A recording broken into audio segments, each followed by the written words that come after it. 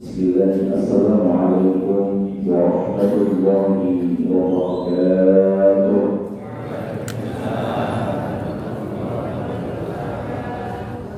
Alhamdulillahi rabbil alamin.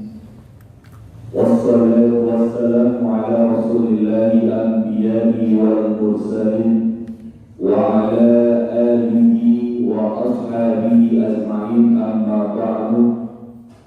يقول تبارك وتعالى في كتابه الكريم: أعوذ بالله من الشيطان الرجيم. بسم الله الرحمن الرحيم. يا أيها الذين آمنوا اتقوا الله حق تقاته ولا تموتن إلا وأنتم مسلمون. وقال رسول الله صلى الله عليه وسلم في حديث الفريق: فإن أصدق الحديث كتاب الله وخير هدى هدى محمد صلى الله عليه وسلم وشر الأمور محدثاتها فإن كل محدثة بدعة وكل بدعة ضلالة وكل ضلالة في النار.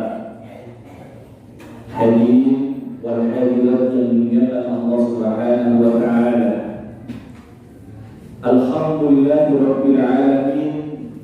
Segala puja dan puji syukur kita panjatkan kehadirat Allah Subhanahu wa taala.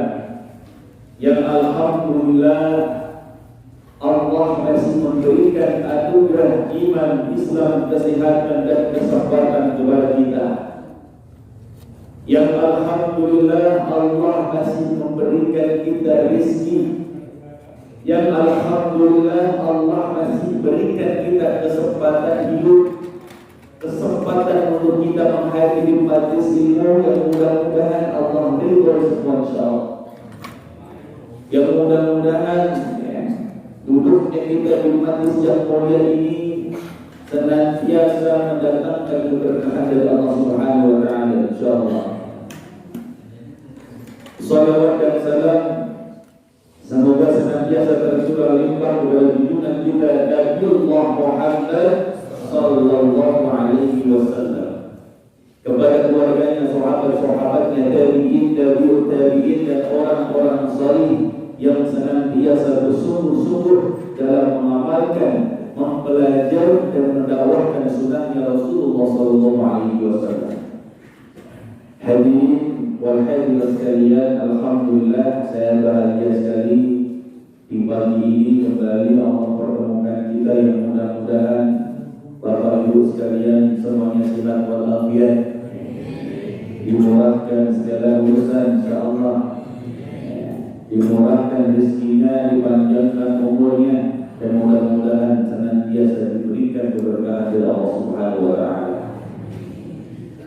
Hadirin sekalian, berkaitan dengan Allah Subhanahu wa taala, dalam kesempatan yang bahagia ini saya ingin mengajak Bapak Ibu sekalian untuk mengkaji daripada satu ayat Allah yang terdapat dalam Quran surah Al-Hasyr ayat yang ke-18. Sebelum kita kaji Bapak Ibu sekalian, ayat ini sebetulnya berbicara berkenaan dengan tadzkirah, peringatan dari Allah untuk kita semuanya.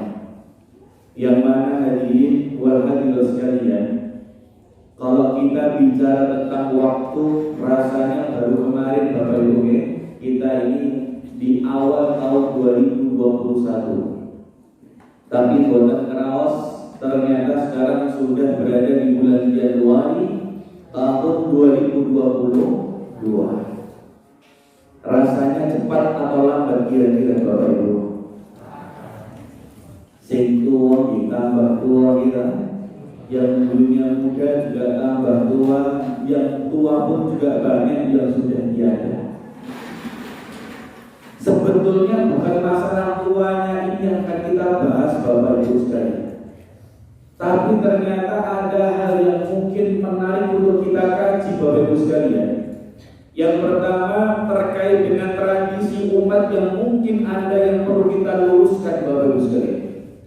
Ketika mungkin akhir tahun itu tiba, banyak dari golongan umat ini yang mereka mohon maaf gitu ya, menyambut tahun baru dengan mungkin ya, mengamalkan suatu amalan, mengerjakan suatu hal yang mungkin bisa mendatangkan murkanya Allah Gusti.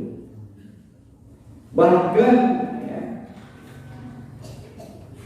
ada hal yang menyedihkan ketika setiap kali momentum tahun baru yang seharusnya menjadi momentum untuk kita bermuhasabah, untuk kita mendekatkan diri kepada Allah, tapi justru banyak dari umat ini yang menggunakan momentum itu untuk bermaksiat kepada Allah Subhanahu wa taala.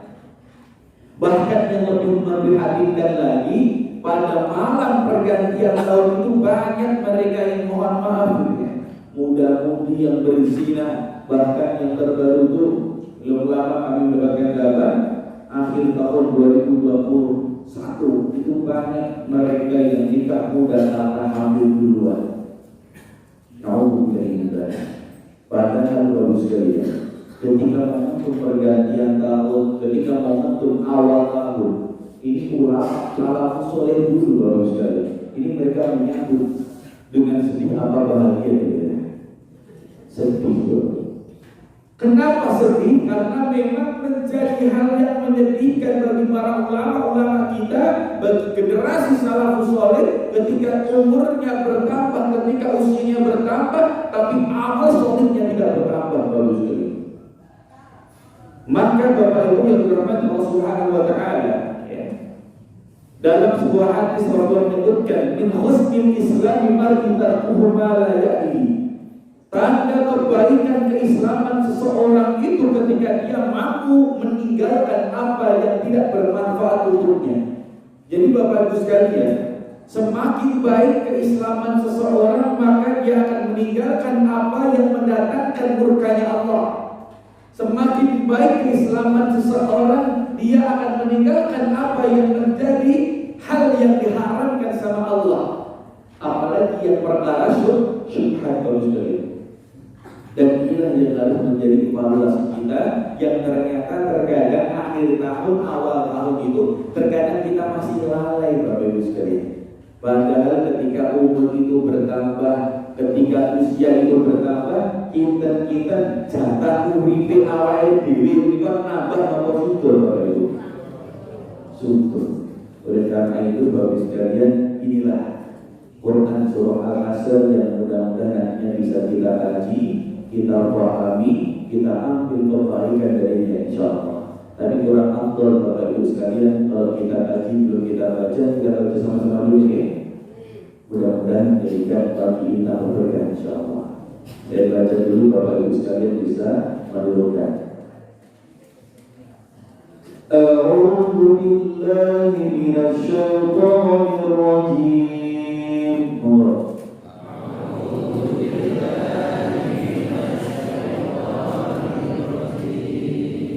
Bismillahirrahmanirrahim.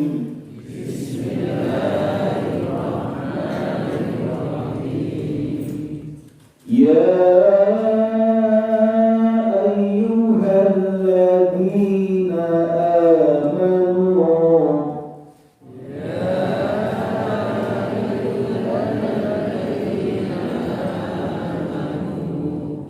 ittaqullah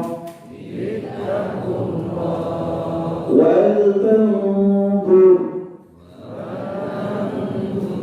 nafsum ma qaddamat lighad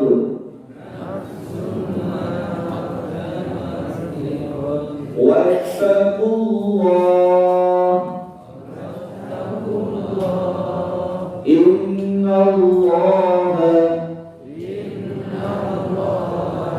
khabirun bima ta'malun.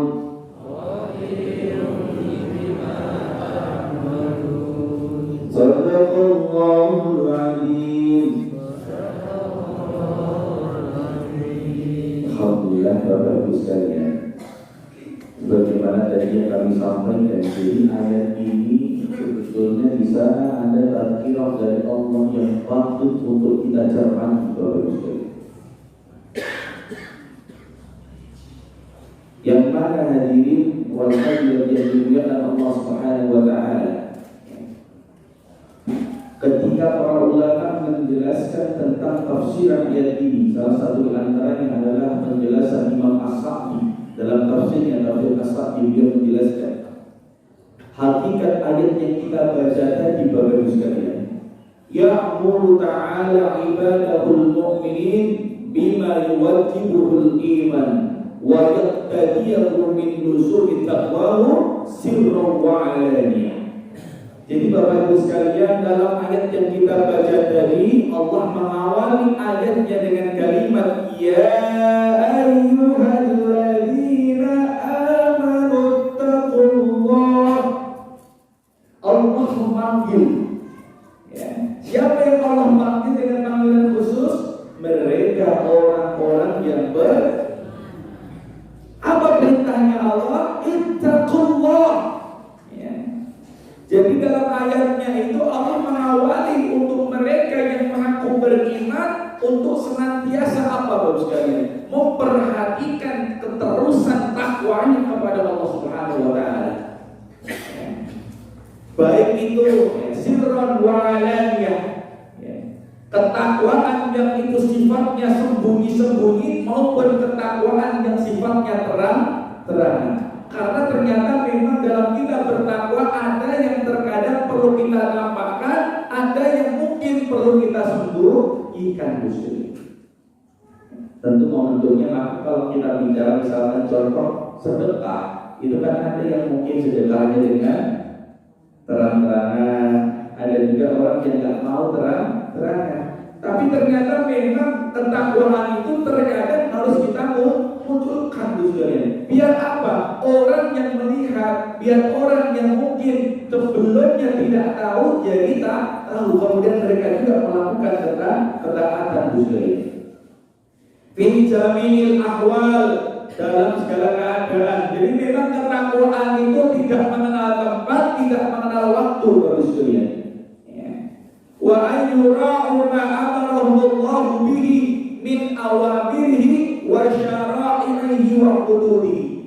Begitu juga orang yang beriman, kalau dia pengen dikatakan takwa kepada Allah, maka dia harus menjaga apa yang menjadi perintahnya Allah, menjalankan apa yang menjadi perintahnya, meninggalkan apa yang menjadi larangannya. Wa syara'ihi, begitu juga menjalankan syariatnya, wa hududihi, dan menjalankan hukum sebagaimana yang Allah turunkan dalam Al-Quran. Ini yang penting sekali.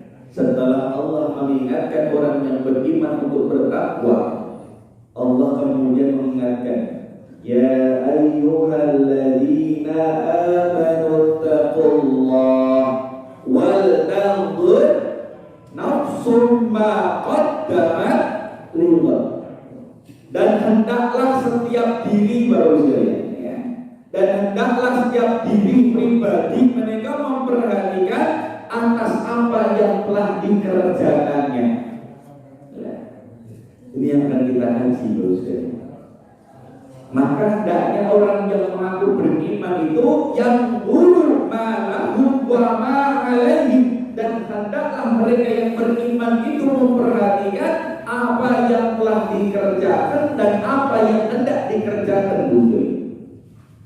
Ya, makanya ini penting untuk kita pahami Bapak sekalian. Karena memang yang pertama tidak ada kita itu jaminan taat, terus itu ada jaminannya nggak kira-kira Bapak sekalian? Tidak ada. Orang ini istiqomah, terus juga ada jaminan nggak kira-kira? Tidak ada. Maka kita sebagai seorang muslim, orang yang mengaku beriman, ini harus mengevaluasi, harus introspeksi, muhasabah diri terhadap apa yang telah kita kerjakan dan apa yang hendak kita kerjakan terus. Maka dalam hal ini Bapak Ibu sekalian, ketika kita mengkaji wal taqtur nafsum ma qaddamat lighad, apa sih sebetulnya Bapak Ibu sekalian yang perlu kita perhatikan dalam hidup kita itu? Apa yang perlu kita evaluasi? Ada satu hadis Bapak Ibu sekalian, ya. Dalam satu hadis yang diriwayatkan dari Abu Barzah Al-Islami, Rasulullah Shallallahu Alaihi Wasallam mengingatkan kepada kita Bapak Ibu sekalian, la tazulu qadama 'abdin yaumal qiyamati hatta yus'al.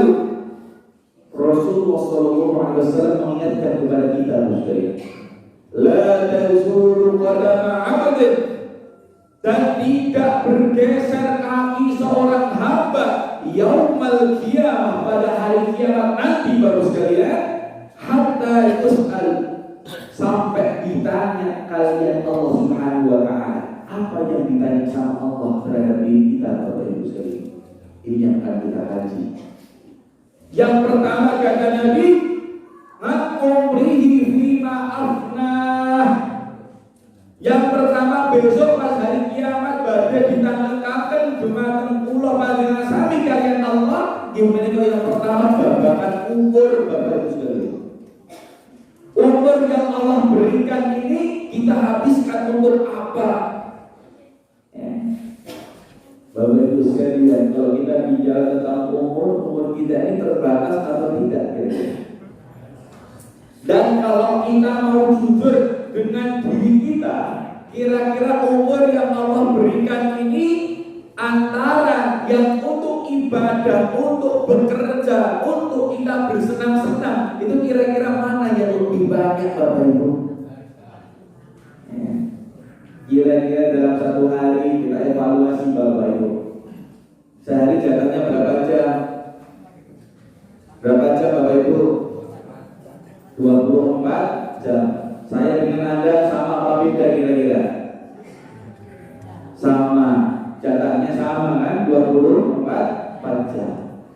Kira-kira coba kita lihat Bapak Ibu sekalian. Dari 24 jam itu kira-kira mana waktu yang betul-betul kita manfaatkan untuk beribadah, dan mana yang kita gunakan untuk mengejar dunia, dan mana waktu yang untuk sekedar kita gunakan untuk tidur. Kita bangun jam berapa Bapak Ibu? Jam 4 misalnya, atau jam setengah 4. Setengah 4 kita bangun sholat malam sampai jam 4. Jam 4 kemudian sholat subuh sampai jam berapa Bapak Ibu? Setengah 5 taruhlah. Setengah 5, 1 jam. Setelah itu mungkin Anda kira-kira persiapan untuk bekerja. Anda bekerja bangun tidur sampai selesai bekerja kira-kira berapa jam? Paling 12 kalau hitungan itu mundur itu sampai 8 jam. Iya, 8 jam. Nah, kira-kira tadi kalau kita bandingkan ya, 1 jam kita gunakan untuk ibadah, 8 jam kita gunakan untuk bekerja. Setelah itu kita bekerja, ya, sampai zuhur paling bantu sholat di setengah jam. Ya. Habis itu kita bekerja lagi, ya, tambah lagi 2 jam, 10 jam untuk kita bekerja, 2 jam untuk kita beribadah.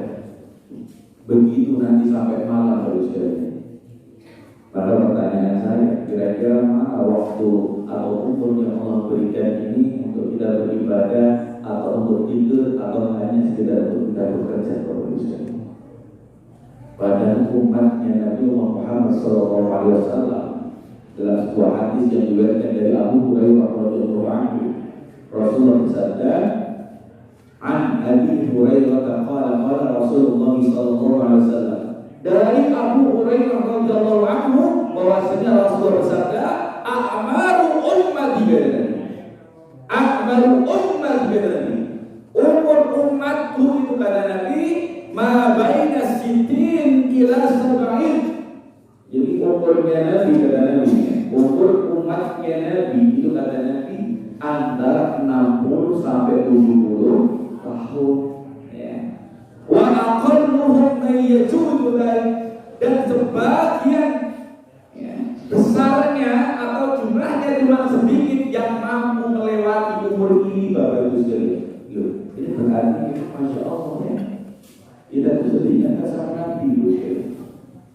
Makanya kalau orang Jawa dulu mengatakan gila, kalau umur itu sudah mulai menginjak ya, 50 ya, makanya kenapa dia sekitar aku buat tujuannya lah misalkan jadi hitungan orang Jawa itu kalau normal ya, itu antara 30-40 itu biasa kemauan telung doso, kawan doso tujuannya yang pas macet 50 itu terbukti lah 5 doso.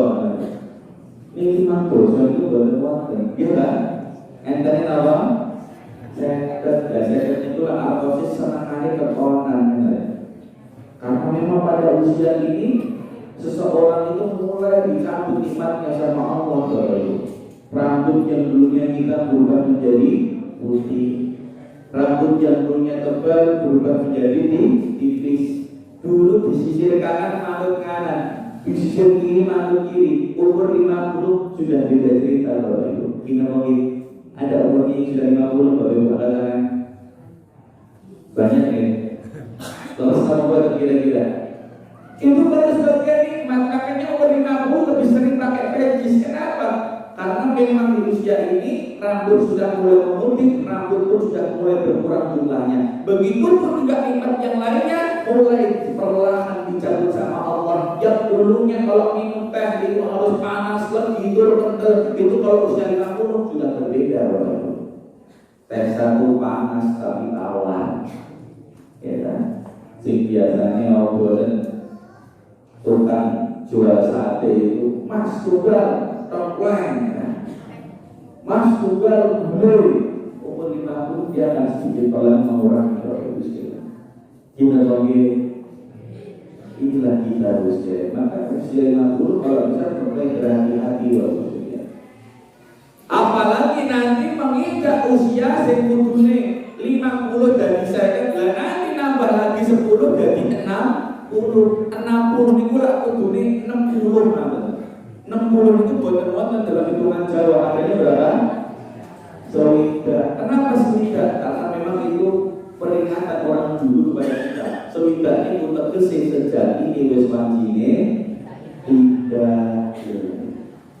Kenapa demikian? Karena Nabi sudah mengingatkan bahwasanya umur umat Muhammad SAW itu tidak lebih tidak kurang 60 sampai 70 tahun dan tidak banyak dari mereka yang melewati umur ini. Ini artinya apa? Ya Allah, ulang itu sudah ingatkan betul. Ya. Dan bukan masalah banyaknya umur yang Allah inginkan, tapi ternyata Kanjeng Nabi selalu mengatakan khairun nasi, sebaik-baik manusia kata Nabi, man tala umur, yang panjang umurnya wa hasuna amalu, dan baik amal perbuatannya. Maka kalau ada orang yang semakin tua semakin jadi lagi maksudnya itu hati-hati maka seandainya bicara umur semakin tua itu semakin merunduk. Kalau ini kabar sing kabar berisi yang ada kabar itu yang kaji kosong itu makin jejak ya. Semakin berisi semakin bingung kita komplain semakin menulis semakin bingung ya. Itulah seharusnya ketika dia bicara tentang umur bagus dari ya. Dan umur ini tidak ada patokan Bapak Ibu sing enom yo mungkin bakal mati apa meneh sing wis tuwa. Maka ini kita mengingatkan bersama, mudah-mudahan Allah berikan kepada kita umur yang berkah dalam ketaatan Allah. Yang kedua bagus sekalian, setelah Rasulullah SAW mengingatkan kepada kita perkara umur, yang kedua besok pas hari kiamat itu akan ditanya sama Allah Bapak Ibu sekalian. Apa yang ditanyakan? Man ilmihi fima fa'al, tentang umur yang diberikan Allah, kemudian kita menuntut ilmu lah. Ilmu yang kita dapatkan besok juga akan ditanya sama Allah Bapak Ibu sekalian. Sudah belum diamalkan. Maka kalau kita bicara tentang ilmu Bapak Ibu sekalian, ilmu yang berkah itu bukan ilmu yang mungkin dia bisa S1, S2, S3, bukan itu yang besok ditanya sama Allah Bapak Ibu sekalian. Bukan ilmu yang mungkin semakin banyak pengajian yang diikuti semakin banyak ilmunya, bukan timbang lebih kalian Gusti Allah niku berapa ilmu yang kita miliki ini kemudian kita amalkan Gusti. Ini yang Gusti tanya sama Allah. Ya. Maka hadirin bahagia yang dimuliakan Allah Subhanahu wa taala. Puncak daripada orang memiliki ilmu itu adalah ketika dia memiliki rasa khaufnya kepada Allah Subhanahu wa taala. Semakin tambah ilmu, semakin memiliki rasa khauf. Khauf itu rasa takut kepada Allah. Semakin tambah ilmu, semakin taat kepada Allah. Semakin tambah ilmu, semakin taat kepada Allah. Inilah ilmu yang berbahagia. Karena ada mereka yang punya ilmu tapi tidak lebih mereka itu koyot jadi iblis bahwasanya. Semakin tinggi ilmunya semakin sombong dia, semakin tinggi ilmunya semakin nantang Allah Subhanahu wa taala. Maka jangan kira kalian kalau mungkin maaf gitu ya. Tadlah kayak si korupsi ya. Itu kira-kira nyantut sing duwe ilmu apa buatan kira-kira Bapak Ibu. Gelari menika apa yang dijejer menika mungkin dari 2 sampai 5 tahun orang tak S1, S2 bahkan S3 Tapi kenapa mereka korupsi? Kenapa mereka menjabat menjadi DPR, MPR atau pimpinan mereka tidak amal dengan amanahnya? Bahkan ilmunya tinggi. Karena apa misalnya? Ilmu yang tinggi tidak menjadikan dia semakin taat untuk kepada Allah, tapi menjadikan dirinya sombong dengan dirinya sendiri. Alhamdulillah ini. Maka dari sejarah termasuk ya, kalau kita mungkin memberikan nasihat kepada anak, ya, lihat dari wong pinter, lihat dari wong sukses, syukur boleh orang subur kan. Itu jangan berarti cuma punya ilmu saja Bapak Ibu sekalian. Jangan berarti cuma kuliah saja sekalian. Tapi yang juga harus diperhatikan adalah masalah agamanya Bapak Ibu sekalian. Anak Anda jadi insinyur, anak Anda jadi guru, anak Anda jadi pembisnis sukses, anak Anda jadi dokter, anak Anda jadi arsitek, anak Anda jadi sopir. Itu bukan masalah sekalian. Tapi masalah ketika mereka punya pekerjaan dan mereka tidak mempunyai atau memiliki ilmu agama, ini yang bahaya. Karena ketika orang bekerja tanpa agama, dia akan buta usulnya. Ketika dia punya jabatan tapi tidak ada agamanya pun juga jabatannya buta. Tapi beda dengan mereka yang bekerja tapi agamanya juga baik, ilmu agamanya pun juga baik. Insya Allah semakin tinggi jabatannya, semakin tinggi ilmunya, semakin taat tunduk kepada Allah Subhanahu wa taala. Dan inilah ilmu yang akan menjadikan orang yang memiliki itu berkah. Mudah-mudahan kita termasuk di dalamnya. Amin ya rabbal alamin. Ini yang kedua. Lah besok Bapak Ibu sekalian, kalih Allah tidak cukup 2 ini yang ditanya sama Allah, tapi masih ada lagi apa yang ketiga? An malihi min aina intasabahu wa fima anfaqu. Besok yang ketiga sama Allah pas hari kiamat badai ditanggalkan babakan harta Bapak sekalian. Min aina intasabahu, dari mana harta itu didapatkan? Wa fima anfaqu, dan kemana harta itu dibelanjakan saudara. Ini besok akan diminta betul sama Allah pertanggungjawabannya. Maka jangan terlalu bangga kalau harta kita itu banyak saudara. Ya. Kita boleh butuh terhadap harta tapi jangan paten kalau bahasa dari Quran. Jangan terlalu tamak terhadap harta. Jangan jadi prioritas. Jangan menjadi ukuran utama itu harta. Jangan juga. Ya. Karena kalau orang sudah ambisnya harta, lu itu lah kalau ibarat kata dia sudah punya rumah mewah, sudah punya sawah berpatok-patok gitu ya, atau mungkin sudah punya kendaraan. Itu kalau yang sudah dikejar apa nggak akan pernah cukup gitu. Apalagi sekarang ini ya, zaman sekarang ini ya Allah, alhamdulillah min dzalik. Bahkan para ulama mengatakan di antara ujian-ujian ya, dari sekian banyak ujiannya Allah yang paling berat itu di antaranya adalah masalah harta. Bahkan Bapak Ibu sekalian, ya, kata Nabi Muhammad SAW dalam riwayat Ka'ab bin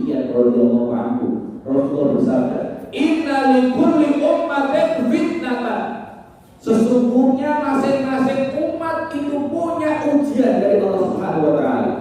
Wa inna fitnata ummati al-mal. Kata Nabi, dan termasuk fitnah ujian untuk umatku ini adalah masalah harta, Bapak Ibu. Masalah harta pun ternyata juga ujian dari Allah untuk umatnya Muhammad SAW. Maka Bapak Ibu yang dirahmati Allah Subhanahu wa taala, sikap kita sebagai seorang muslim, kita butuh enggak terhadap harta? Butuh. Kita pun juga diwajibkan untuk berusaha mencari harta, tapi jangan sekali-kali kita menempatkan harta itu menjadi skala prioritas kita, Bapak Ibu sekalian. Nopo-nopo ditunggu harta, nopo-nopo sing diitungke harta, ampun bos. Karena kalau orang sudah dibutakan dengan harta itu terkadang melenakan apa yang mungkin menjadi kewajibannya. Dan masya Allah sekalian, harta itu yang dikatakan berkah itu bukan dia dari banyaknya atau sedikitnya, tapi harta itu dikatakan berkah itu ketika mampu menjadikan orang yang memiliki harta itu semakin dekat dengan Allah. Jadi kita ini gampang sekali. Pandangan dari harta itu insya Allah yang hartanya berkah itu pasti mendekatkan kita kepada Allah. Kalau sudah dekat dengan Allah, termasuk juga dekat dengan keluarga ini hanya tenter kali tetangga yang hanya tenter. Kenapa? Hartanya memberikan manfaat untuk orang banyak. Tapi juga sebaliknya, kalau harta itu menjauhkan kita dari Allah, maka yang terjadi apa harus sekalian? Kehidupan kita pun juga isi was-was. Gimana ya? Oh jangan dilihat ya Pak Ibu sekalian yang sekarang jadi pejabat, yang sekarang jadi MPR, DPR, bahkan mungkin presiden, itu jangan dilihat tuh PTU, bahagia dengan hartanya. Jangan, mereka pun juga khawatir terus dengan hartanya. Mereka juga khawatir terus dengan hartanya, bahkan mereka nggak pernah adil. Apalagi mereka yang mendapatkan harta itu dengan yang haram, Bapak sekalian. Apalagi mereka yang mendapatkan harta itu dengan cara yang haram, sekalian. Jauh dari hidupnya dibuat ayam, politik dibuat tentu, isi was-was terus, kirim. Jangan kira mereka yang punya harta dan ahli tertentu, mereka juga was-was. Apalagi mendapatkannya dengan jalan yang diharamkan sama Allah. Kamu juga dinilai. Sekecil apapun harta yang menempel pada diri kita, yang kita pakai, yang kita makan, itu sama Allah akan dihisab bagus sekali. Akan ditanya sama Allah. Begitu juga Bapak Ibu sekalian yang dirahmati Allah Subhanahu wa taala. Harta itu kalau seandainya kita mampu menggunakan, membelanjakan di jalan Allah, kita yang insya Allah harta itu berkah sekali. Apalagi yang masya Allah, ingkoto amaluhu. Jadi anaknya keturunan Adam itu ketika meninggal itu termasuk diantaranya apa? Sesuatu yang diinfakkan, disedekahkan. Sedekah jariyah. Maka bagi sekalian kita enggak boleh menyimpan harta terlalu banyak, tapi kalau bisa harta itu biar besok kita bawa sampai bertemu dengan Allah, kita titipkan kepada anak-anak yatim. Agar harta itu juga akan menjadi penolong kita besok pas hari kiamat, pas ditanya sama Allah dia berhisab, kita titipkan harta itu mungkin di pondok pesantren, kita titipkan harta yang diberikan Allah ini mungkin di masjid-masjid yang membutuhkan. Insya Allah harta yang seperti itu sekalian, sekalipun mungkin orang yang memberikan tadi sudah tiada, sudah meninggal, tapi pahalanya terus mengalir untuknya. Mudah-mudahan kita termasuk yang seperti ini baru sekali. Insya Allah. Ini yang ketiga, baik. Dan bahkan baru sekalian, hari ini kalau kita bicara tentang zaman ini, kalau beberapa saat ini kan sekarang sudah masuknya zaman internet yang lahir dan orang rumahan dulu. Artinya apa? Sekarang memang zamannya bukan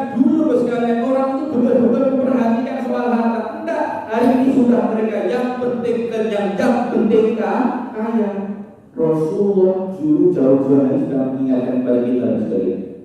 Wallahi kata Nabi, demi Allah kata Nabi, mal faqra akhsha alaikum, bukan kekhawatiran, bukan kemiskinan, bukan kekurangan soal harta yang Rasulullah takutkan kepada umatku kata Nabi. Ya. Walakinni akhsha an tubsara alaikum dunya. Tapi ternyata Rasulullah SAW itu khawatir kepada kita itu kalau seandainya itu perkara apa? Dunia ya. Karena ternyata kata Nabi, alaikum dunya kama busitat ala man kana qablakum. Ya. Karena ternyata dulu juga pernah ada umat itu yang mereka terbuai dengan dunia dan menjadi sandaran dunia, akhirnya mereka ditenggelamkan sama Allah. Allah pun juga hancurkan mereka sekalian. Makanya kalau dalam Quran ada surah At-Takasur. Ya. Bagaimana bunyinya At-Takasur baru sekalian?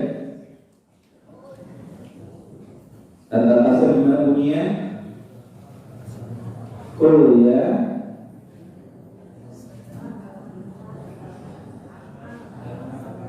At-Takasur gimana bunyinya? Gimana bro? Al-Ghabumur hatta zurtumul. Aku sudah mengingatkan hatta zurtumul maqabir. Jadi ternyata memang manusia itu berhenti dari hidup bermegah-megahan, mengejar ambisi dunia itu kapan berhentinya? Hatta zurtumul maqabir, sampai dia itu dimakamkan, dikubur, itu baru mereka berhenti. Maka harus kita betul-betul hati-hati dalam perkara harta sekalian. Kita butuh kepada harta, tapi jangan jadi prioritas.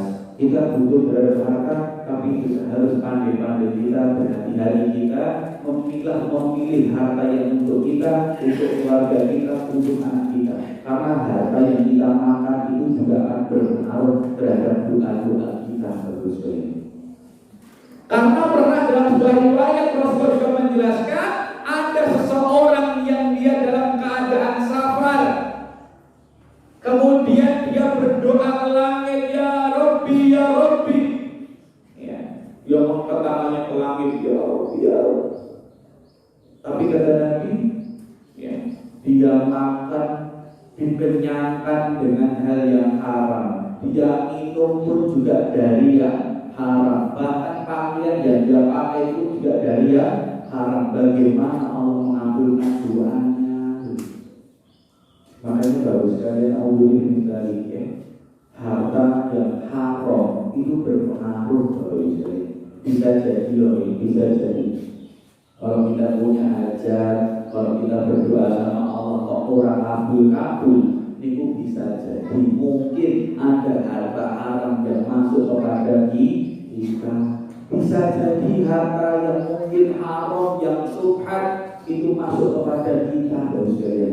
Dan itu menjadi penghalang Allah mengabulkan doa kita. Kamu berilah ini dari ini juga berpengaruh.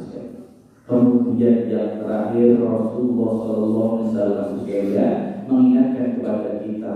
Setelah yang pertama soal umur, yang kedua soal ilmu, yang ketiga soal harta. Besok itu pas hari kiamat juga akan ditanya sama Allah, ngan jismihi fima abullah. Tubuh yang Allah berikan ini besok juga akan ditanya sama Allah, Bapak-Ibu sekalian.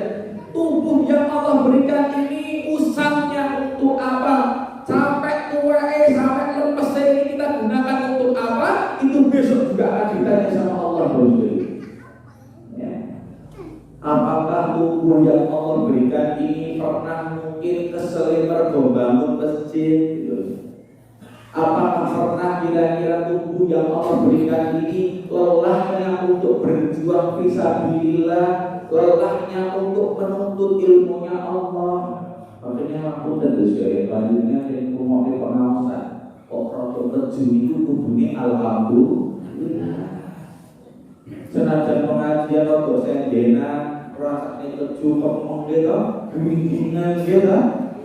Alhamdulillah.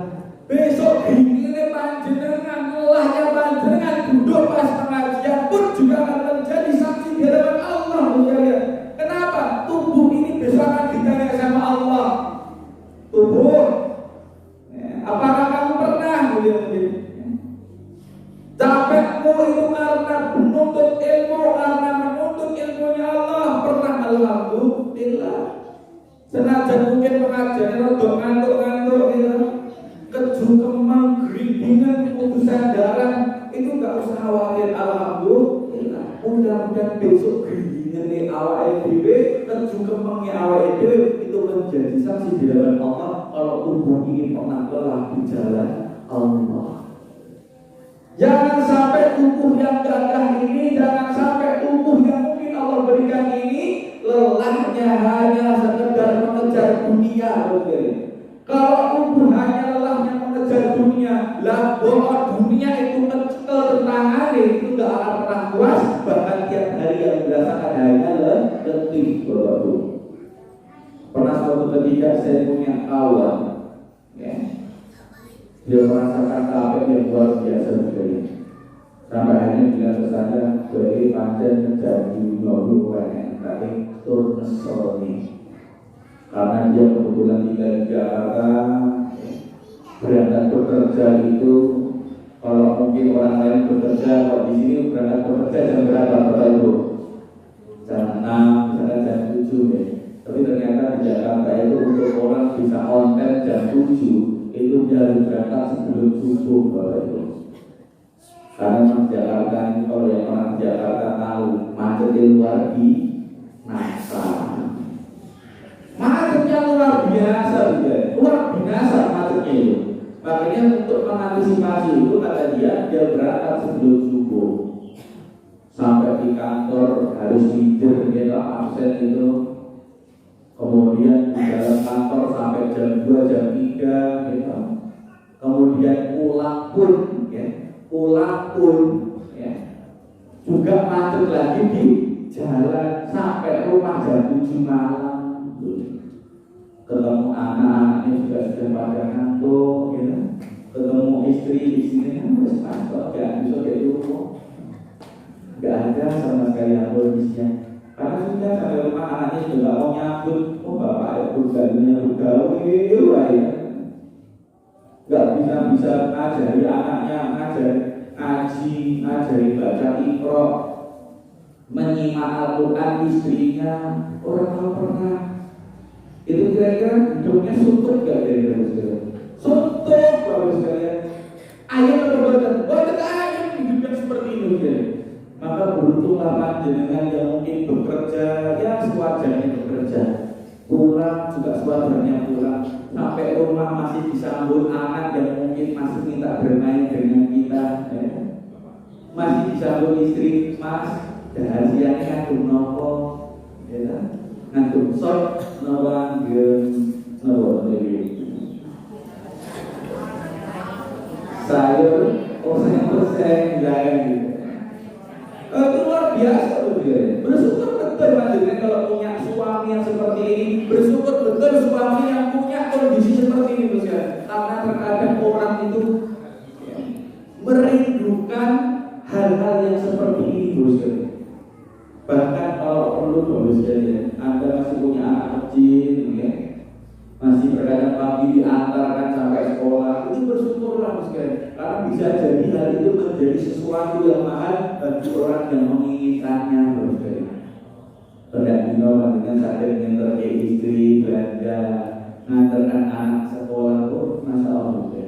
Itu ternyata bakalan menjadi suatu hal yang mahal bagi orang yang menginginkannya. Maka perkara yang keempat itu sekalian, masalah tubuh ini yang pertama besok akan dimintai betul pertanggungjawaban sama Allah, dan besok akan ditanya betul tubuh kita ini lelahnya karena apa. Maka dalam hal ini sekalian ada 3 kisah yang mungkin perlu untuk kita cermati sekalian. Yang pertama kisahnya Umar bin Khattab. Umar bin Khattab pun juga masya Allah sekalian ya. Meskipun beliaunya menjadi seorang khalifah, pernah suatu ketika melihat rakyatnya yang mungkin tidak ada ada makanannya, maka masya Allah ketika beliau menjabat jadi pimpinan pun itu tidak kemudian leha-leha gitu, linggih kantor nyantai, enak panganan dipangan, enak udah duduk, kemudian pulang bekerja. Tidak seperti itu yang dilakukan Umar bin Khattab yang kalau malam keliling gitu. Qadarullah waktu itu ada keluarga yang membutuhkan. Kemudian apa yang dilakukan Umar bin Khattab? Umar bin Khattab kemudian mengambil gandum, dipikul sendiri gandumnya itu, kemudian diantar ke rumah yang membutuhkan. Dan itu malam hari tidak ada orang yang melihat apa itu. Ya saat dibilang orang itu kadang dari pimpinan itu gimana tuh ini lagu gue dan foto ini. Sik foto sih. Kita panggil. Kemudian dia usul mana nih loh.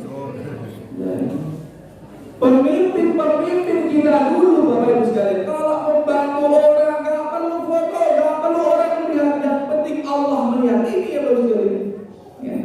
Dan mereka paham karena menjadi pemimpin, lelahnya pemimpin dalam mungkin ya membagikan sesuatu untuk rakyatnya, menolong untuk rakyatnya pun juga akan diminta pertanggungjawaban. Dan hari ini bukan nyambut gawe ini orang ketok, pulungi orang ketok, sekali ketok begini di foto. Kita panggil.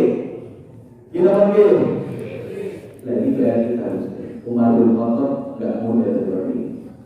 Yang kedua kisahnya Umar bin Abdul Aziz. Umar bin Abdul Aziz ketika ditunjuk sebagai khalifah Muslim, ini kan masya Allah pas menjabat jadi pejabat itu, kalau sekarang itu bukannya mungkin tambah ilmu, ini tambah guru. Soalnya kalau beliau lebih banyak berpuasa, beliau lebih banyak memperhatikan rakyatnya, sehingga mohon maaf tidak sampai atau sempat mungkin dia untuk mengumpulkan diri. Tidak seperti pejabat-pejabat, tidak seperti pemimpin hari ini. Rata-rata tidak pemimpin dolemu.